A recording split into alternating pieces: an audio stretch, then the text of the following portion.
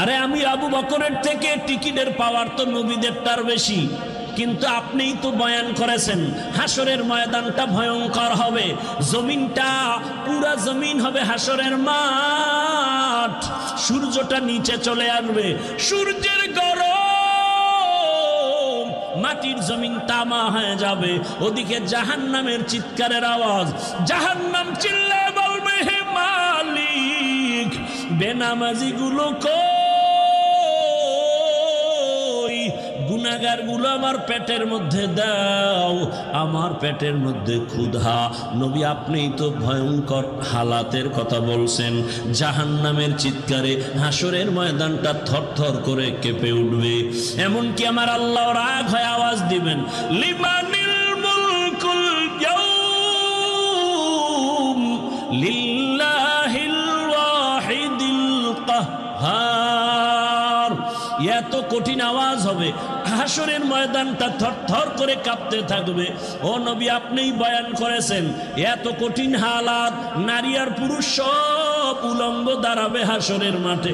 আম্মা জান আয়েশা বলেন, নবী মানুষ কি লজ্জা পাবে না? কয় ওরে আয়েশা জানো না, এমন ভয়ঙ্কর হালাত হবে একজনের দিকে আর একজন তাকাবারও হুঁশ হবে না।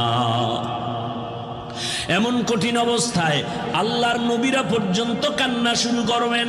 আদম নবী কান্না করবেন, ঈসা নবী কান্না করবেন, ইব্রাহিম নবীর কান্না, মুসা নবীর কান্না, দাউদ পয়গম্বরের কান্না, নূহ পয়গম্বরের কান্না চলবে। নিজের উপায় নাই, কি উপায় হবে সেই চিন্তা, উম্মতের চিন্তা নাই। ইয়া রাসূলুল্লাহ, এক পর্যায়ে আল্লাহ আবার একটা কঠিন আওয়াজ দিবেন, ওয়ামতাজুল ইয়াউমা আইয়ুহাল মুজরিমুন।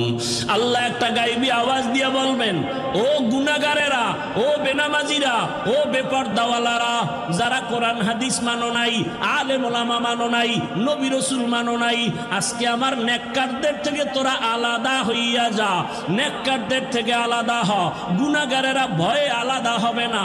আল্লাহ বলবে আমি কুদরতি ভাবে বাঁচুনি দিব, বাঁচতে গিয়া যখন ধরে ফেলবো ওই গুনাহগারগুলো বাতাসের মতো উড়িয়া উড়িয়া জাহান্নামের রাস্তায় পড়বে।